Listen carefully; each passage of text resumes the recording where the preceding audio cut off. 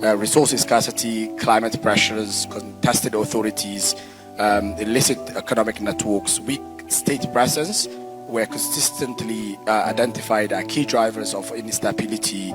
And substantial institutional authority and collective mandate must be returned to IGAD and AU.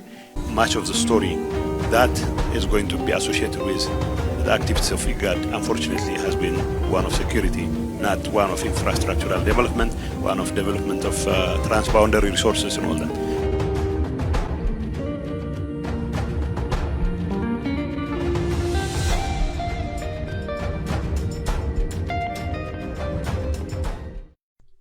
The Horn of Africa, a region of ancient civilizations and immense strategic importance, but also a region of modern complexities, defined by fragile political transitions, persistent conflict, and intensifying geopolitical competition.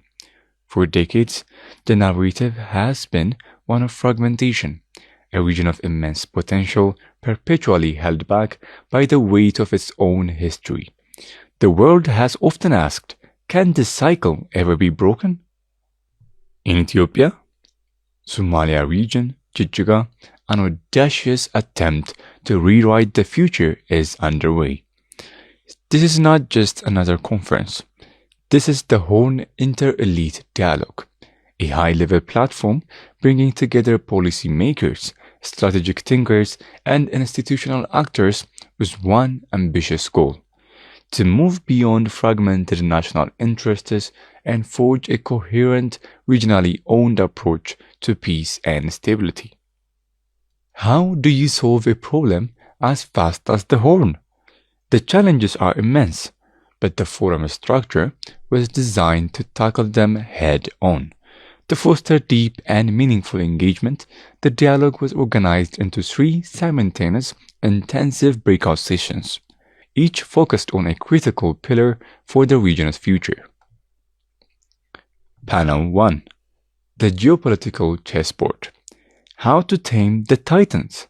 Can the Horn's leaders stop being pawns in the games of global powers and become masters of their own strategic future?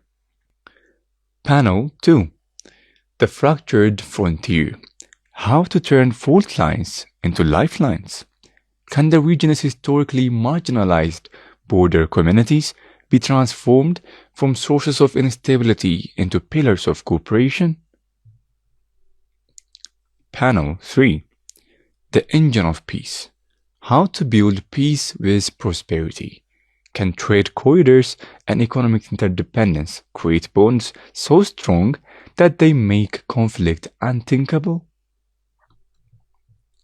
After hours of deliberations, the groups came back together, their task to synthesize their diverse discussions into a set of actionable recommendations, presenting a unified voice from what began as separate conversations.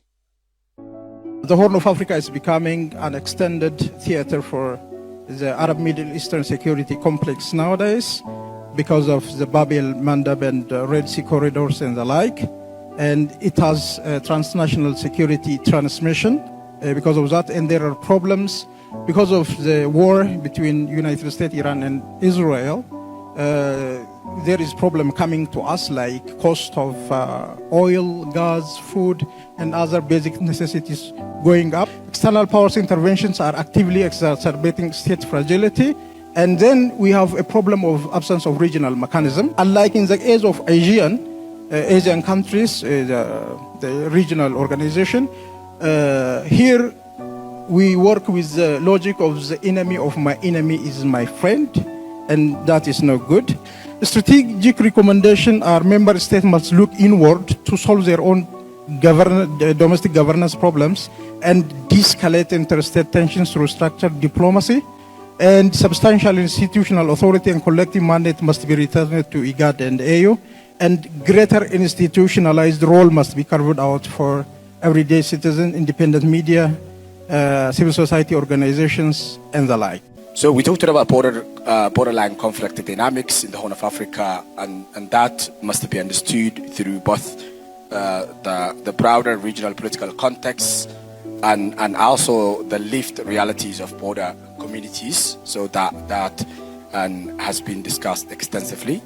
We also talked about cross-border communities and the role they continue to play, which is a constructive one, and the stabilizing roles. We cannot deny that. While trade, social networks can support mediation and coexistence, they may also facilitate illicit economies, cross-border insecurity, where governance is weak, that has also been raised. So we also talked about the drivers of conflict in the borderland communities, resource scarcity, climate pressures, contested authorities, illicit economic networks, weak state presence were consistently identified as key drivers of instability across borderland regions. Population movements, migration dynamics, and the growing presence of non-state actors continue to shape insecurity and fragility in border areas. That has been also discussed. Participants also highlighted persistent challenges in the relationship between central governments and borderland communities, and that has been discussed also extensively.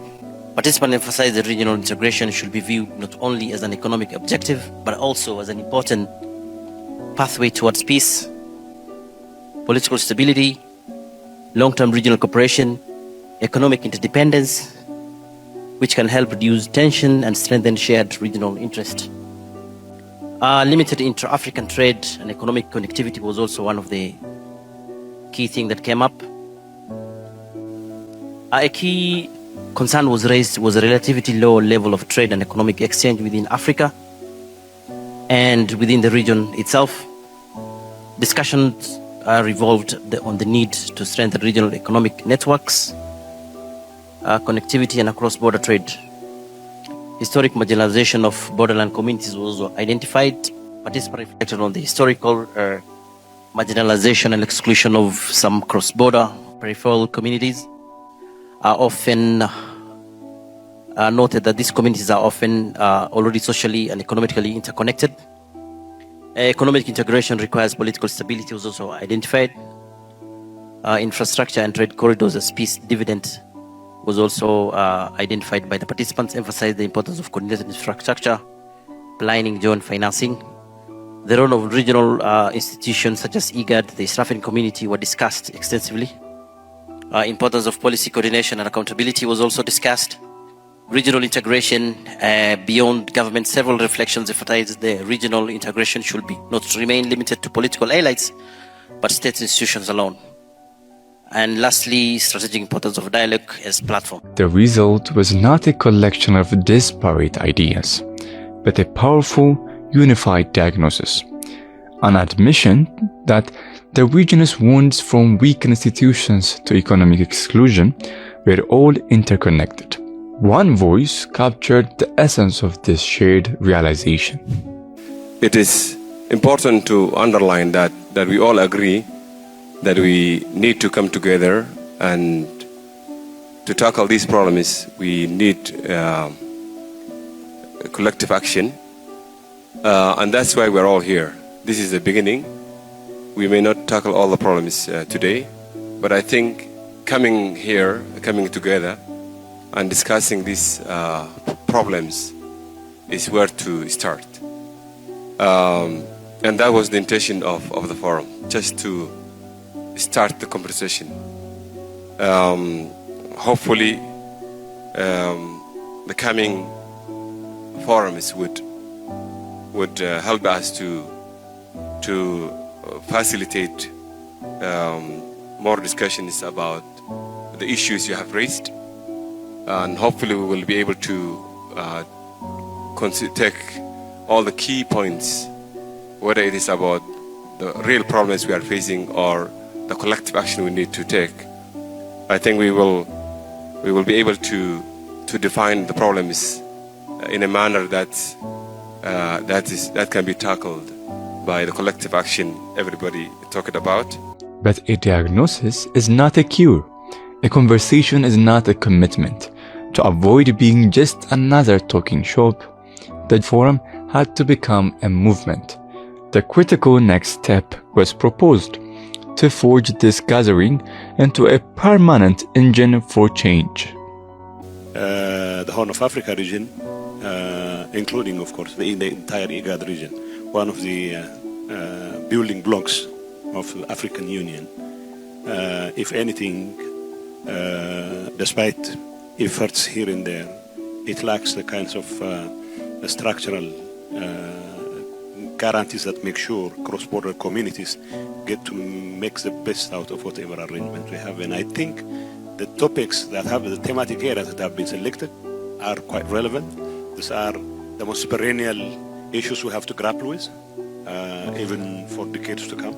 The whole issue of harnessing cross-border communities' potentials, it is going to remain forever because, unfortunately, the IGAD region, very unfortunately, has had over-securitized priorities throughout city engagement. Countries who should have benefited from infrastructural developments, which would lead to, of course, mutually beneficial projects, have not been able to tap into this potential simply because there was little or no attention to this particular subject, simply because most of our countries have been preoccupied with over-securitized priorities, whether this is Somalia or Sudan or Ethiopia and Kenya and Djibouti. So most of, as far as I can remember in most of my political career, IGAD has hardly had an ordinary summit. It has been having extraordinary summits, mostly on the issue of South Sudan, the issue of Somalia, and the issue of Sudan. So such an opportunity will help in creating a forum where there will be more and more engagement of citizens. There will be more and more engagement of civil society. There will be more and more engagement of other organizations whose primary interest is in making sure that such a resource that has not been tapped into could be properly be tapped into, and that will serve in the best interest of the populations in the region. So this forum itself will reorient the very focus of the organizations such as IGAD. Of course, I know IGAD has been making extraordinary efforts to try to disentangle itself from this over-securitized priorities, but much of the story that is going to be associated with the activities of IGAD, unfortunately, has been one of security, not one of infrastructural development, one of development of transboundary resources and all that. But such forums will serve in creating a critical mass where the population of these particular countries would continue to pressure on their leaders, to pressure their leaders to try and focus on what matters, rather than things that throw those communities asunder. From words to action, the promise of Jijjiga was solidified in a landmark declaration, a commitment to institutionalize this dialogue, to move from diagnosing problems to implementing solutions, and to finally unlock the Horn of Africa's immense potential for its own people. The declaration was signed, a new consensus was forged. This was more than a conference, it was a challenge to history. The real work begins now. Beyond the conference halls, the question is no longer if the Horn can change, but if its leaders will honor the destiny they themselves charted in Jijjiga.